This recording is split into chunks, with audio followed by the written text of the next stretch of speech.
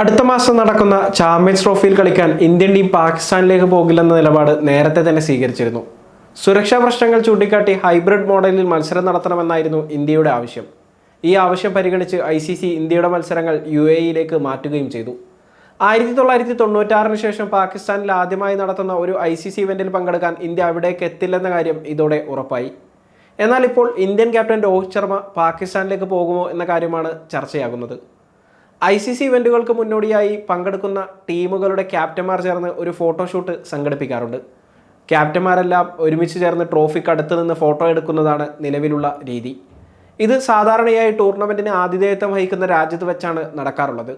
ഈ സാഹചര്യത്തിൽ ടൂർണമെൻറ്റിൽ പങ്കെടുക്കുന്ന മറ്റ് 7 രാജ്യങ്ങളുടെ ക്യാപ്റ്റന്മാർക്കൊപ്പം രോഹിത് ശർമ്മ പാകിസ്ഥാനിലേക്ക് പോകുമോ എന്ന സംശയമാണ് ആരാധകർക്കുള്ളത്.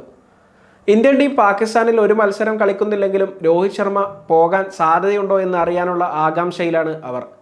എന്നാൽ ഇക്കാര്യത്തിൽ ഇതുവരെ സ്ഥിരീകരണമൊന്നും വന്നിട്ടില്ല. പാകിസ്ഥാനിൽ വെച്ചാണ് ഈ ഇവന്റ് നടക്കുന്നതെങ്കിൽ രോഹിത് ശർമ്മ അതിൽ പങ്കെടുക്കണോ എന്ന കാര്യവും BCCI തന്നെയാണ് തീരുമാനിക്കേണ്ടത്. തൻ്റെ അന്താരാഷ്ട്ര കരിയറിനിടയിൽ ഇതുവരെ രോഹിത് ശർമ്മ പാകിസ്ഥാനിലേക്ക് യാത്ര ചെയ്തിട്ടില്ല. സുരക്ഷാ ഭീഷണി ഉള്ളതിനാൽ തന്നെ ഇങ്ങനെയൊരു റിസ്ക് എടുക്കാൻ BCCIയും രോഹിത് ശർമ്മയും ഇപ്പോൾ തയ്യാറാകാൻ സാധ്യത കുറവാണ്.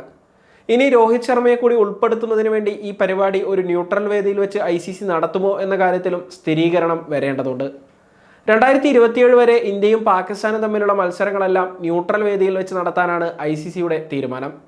ചാമ്പ്യൻസ് ട്രോഫിക്കായി ഇന്ത്യ പാകിസ്ഥാനിലേക്ക് യാത്ര ചെയ്യാതിരുന്നത് പോലെ തന്നെ ഈ വർഷത്തെ വനിതാ ഏകദിന ലോകകപ്പിന് വേണ്ടി പാകിസ്ഥാൻ ഇന്ത്യയിലെത്തില്ല.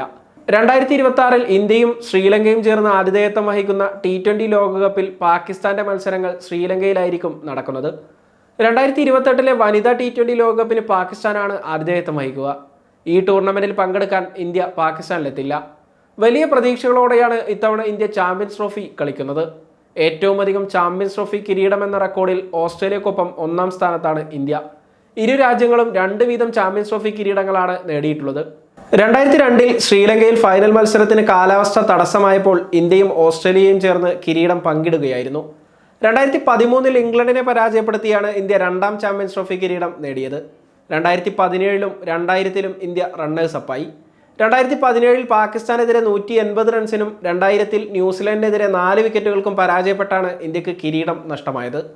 നിലവിൽ ഇംഗ്ലണ്ടിനെതിരെ സ്വന്തം നാട്ടിൽ വെച്ച് നടക്കുന്ന ലിമിറ്റഡ് ഓവർ പരമ്പരക്കായി മുന്നൊരുക്കങ്ങൾ നടത്തുകയാണ് ഇന്ത്യൻ ടീം. 5 T20 മത്സരങ്ങളും 3 ഏകദിന മത്സരങ്ങളുമാണ് ചാമ്പ്യൻസ് ട്രോഫിക്ക് മുമ്പ് ഇന്ത്യ ഇംഗ്ലണ്ടിനെതിരെ കളിക്കുക. ചാമ്പ്യൻസ് ട്രോഫിയിൽ പാകിസ്ഥാൻ, ന്യൂസിലാൻഡ്, ബംഗ്ലാദേശ് തുടങ്ങിയ ടീമുകളാണ് ഇന്ത്യയുടെ ഗ്രൂപ്പിലുള്ളത്. ഫെബ്രുവരി 20 ബംഗ്ലാദേശിനെതിരെ ദുബായ് അന്താരാഷ്ട്ര സ്റ്റേഡിയത്തിലാണ് ഇന്ത്യൻ ടീമിന്റെ ആദ്യ മത്സരം. ഫെബ്രുവരി 23 പാകിസ്ഥാനെയും മാർച്ച് 2 ന്യൂസിലാൻഡിനെയും ഇന്ത്യ നേരിടും. ടൂർണമെന്റിലെ ആദ്യ സെമി ഫൈനൽ മത്സരം ദുബായിൽ തന്നെയാണ് ഷെഡ്യൂൾ ചെയ്തിരിക്കുന്നത്. ഇന്ത്യ ഫൈനലിലെത്തുകയാണെങ്കിൽ കലാശ പോരാട്ടം ദുബായിലും ഇല്ലെങ്കിൽ പാകിസ്ഥാനിലും വെച്ച് നടക്കും.